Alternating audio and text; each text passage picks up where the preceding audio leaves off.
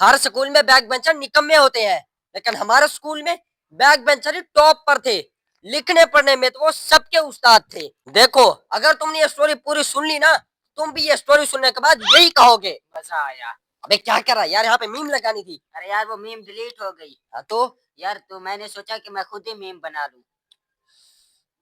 अबे हट। देखिए, हम ना गांव में रहते हैं और हमारे गांव में दो ही स्कूल थे, एक गर्ल्स का और एक बॉयज का। और सिंपल सी बात है, हम पढ़ते थे बॉयज वाले में। और हर क्लास में बैक बेंचर की एक अपनी स्टोरी थी और हर क्लास में बैक बेंचर निकम्मे थे। और हमारी क्लास में निकम्मे तो थे ही, लेकिन टॉपर भी वही थे। मतलब topper plus back benchers equal to बेगैरत। हाँ। हमारी क्लास में जो बेंच होते थे ना, वहाँ हर एक बेंच पर 3 लोग बैठा करते थे और हमारी क्लास में 3 बैक बेंचर थे, असद, इमरान और तैमूर। ये जो असद और इमरान थे ना, ये थोड़े बदमाश टाइप के लड़के थे। मतलब हर वक्त खुद को ऐसा शो करवाते थे जैसा कि ये गुस्से में हो। यानी देखा कि अगर कोई सामने से कोई बच्चा या फिर कोई स्टूडेंट आ रहा है तो उनको ऐसे ही वो धक्का लगा देते थे। यानी हर वक्त उनमें हवा भरी रहती थी। और तैमूर थोड़ा शरीफ था, यानी वो बैक बेंचर तो था ही, लेकिन वो ज्यादातर ध्यान अपनी पढ़ाई में देता था। लेकिन थोड़ी थोड़ी हवा इसमें भी भरी रहती थी। अच्छा, एक दिन क्या हुआ कि जो इमरान था ना, हमारी क्लास का बैक बेंचर, उसकी ना किसी और क्लास के बदमाश लड़के से लड़ाई हो गई। और फिर हुआ कुछ यूं कि उसने यानी इमरान ने, हमारी क्लास वाले ने दूसरे क्लास वाले के नाक पे मुक्का मार दिया। और वो जो दूसरे क्लास वाला था ना, उसके नाक से खून निकलने लग गया। फिर जैसे ही वहाँ के आसपास के स्टूडेंट्स ने देखा कि ये दोनों लड़ रहे हैं, तो उन लोगों ने उन दोनों को छुड़ा दिया, क्योंकि जिसका इमरान ने खून निकाला था वो खुद भी उसकी तरह का लड़का था, यानी वो खुद भी बदमाश ही था। तो बदला तो बनता है ना। लेकिन बस उस दिन के बाद वहाँ पे चुप हो गई और इस लड़ाई के बारे में इमरान के दूसरे बैक बेंचर दोस्त यानी असद और तैमूर को खबर भी नहीं हुई। अच्छा, वो दिन गुजर गया कि हमारी क्लास में जो बैक बेंचर थे ना, यानी असद, इमरान और तैमूर, ये हमेशा फर्स्ट, सेकंड और थर्ड ही आते थे। यानी और की पोजीशन ले ही नहीं सकता था। और जब हमें होमवर्क करने का कहा जाता था तो ये तीनों ही सिर्फ होमवर्क लिख के आते थे। बाकी कोई भी हमारी क्लास में तो होमवर्क नहीं लिखता था। मैं भी कभी कभार होमवर्क लिखता था, क्योंकि हमारी क्लास में होमवर्क चेक ही नहीं होता था। लेकिन ये तीनों इसके बावजूद भी होमवर्क लिख के आते थे। अच्छा, तो एक दिन ना मैं अपनी क्लास में ऐसे ही अपना सबक याद कर रहा था, तो वहाँ पे मेरे पास असद आता है, जो बैक बेंचर था। असद आता है और फिर वो आके मुझे ये कहता है, यार 10 रुपए उधार दे रहा, कल तुझे वापस कर दूंगा। यार मेरे पास तो खुद के भी 10 रुपीज है। अरे यार वो मैंने 10 के बिस्किट लेने थे यार, सुबह नाश्ता भी नहीं किया यार। ओए, रोजा नहीं है तेरा? अरे क्या कर रहा है यार, ये रोजों से पहले वाली वीडियो है। ओ, अरे सॉरी, अच्छा सॉरी, 1 मिनट रुक, ये ले जा। और ऐसे करके वह मुझसे 10 रुपए उधार ले जाता है। फिर उस दिन हमारा सर भी बैठे बैठे बोर हो चुका था।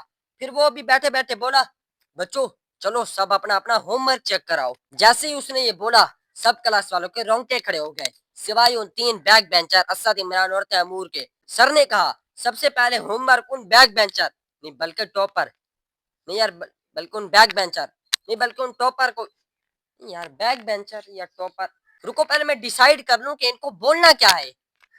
बैक बेंचर भी हो और टॉपर भी हो, उनको हम बोलेंगे, ओ यार इधर आना जरा, इधर आ। हाँ। यार तू ये बता, जो क्लास में बैक बेंचर भी हो और टॉपर भी हो, उसे हम क्या कहेंगे? 1 मिनट बताता हूँ। पता कर ले।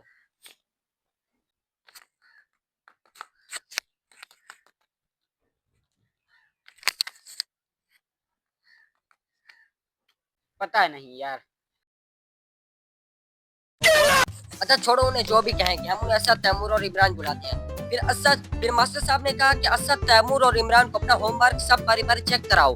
और मास्टर साहब ने ये भी कहा कि जो होमवर्क नहीं लिख के आया उसे मेरे पास भेज दो। और उस दिन मैं भी होमवर्क नहीं लिख के आया था। फिर असद, इमरान और तैमूर सबका होमवर्क चेक करने लगे। फिर जो भी होमवर्क नहीं लिख के आया था वो उन्हें मास्टर साहब के पास भेजते और वो उनकी धुलाई भी कर रहा था। फिर अचानक से असद मेरे पास आता है, जो थोड़ी देर पहले ही मुझसे 10 रुपए लेके गया था। वो आके कहता है, हाँ भाई, होमवर्क लिख के आया कि नहीं, चल जल्दी से चेक करा। मैंने कहा, यार मैं होमवर्क लिख के तो नहीं आया। वो बोला, क्या होमवर्क लिख के नहीं आया? चल चल फिर उठ, मास्टर साहब के पास चल चल। मैंने कहा ओए, हाथ छोड़, अबे हाथ छोड़। वो थोड़ी देर पहले जो तू मुझसे 10 रुपए उधार लेके गया था ना, चल वापस कर मुझे। फिर जैसे उसने ये सुना वो बड़ा, अरे यार सॉरी यार। अबे यार तू भी जो है ना, एक तो बात बात पे सीरियस हो जाता है। मैं तो मजाक कर रहा था। चल तू होमवर्क नहीं लिख के आया ना, कोई बात नहीं, तू बैठा रहे, मैं जा रहा हूँ, मैं मास्टर साहब को बोल दूंगा ये लिख के आया था। हाँ ठीक है, चल। फिर वैसे करके वहां से चला जाता है। फिर बारी बारी सबका होमवर्क चेक हुआ, और जो होमवर्क नहीं लिख के आया तो उनकी धुलाई हुई। फिर होमवर्क और धुलाई के बाद मास्टर साहब ने बोर्ड पर एक क्वेश्चन लिख दिया मैथ का। और फिर क्वेश्चन लिखने के बाद ऐसे देखा, और फिर उन्होंने मुझे बुला लिया। और मुझे कहा कि ये क्वेश्चन सॉल्व करो। जैसे उन्होंने ये कहा, मेरी वहां पे कांपे टांगने लगी। फिर मैं डर डर के वो क्वेश्चन सॉल्व करता हूँ। मुझे इस बात का डर था कि अगर मैंने क्वेश्चन गलत लिख दिया तो धुलाई तो होगी, साथ में बेइज्जती भी बहुत होगी। फिर मैंने डर डर के वो क्वेश्चन सॉल्व किया। और शायद उस दिन किस्मत अच्छी थी कि मैंने वो क्वेश्चन का जवाब सही लिख दिया। और मास्टर साहब ने उसे देखा और कहा, क्लैपिंग क्लैपिंग, तालियां यानी। फिर जाके मुझे कुछ होश आया। फिर मेरे बाद मास्टर साहब ने तैमूर को बुलाया, यानी जो बैक बेंचर था, और उसके बाद एक और क्वेश्चन लिख दिया और तैमूर को कहा ये सॉल्व करो।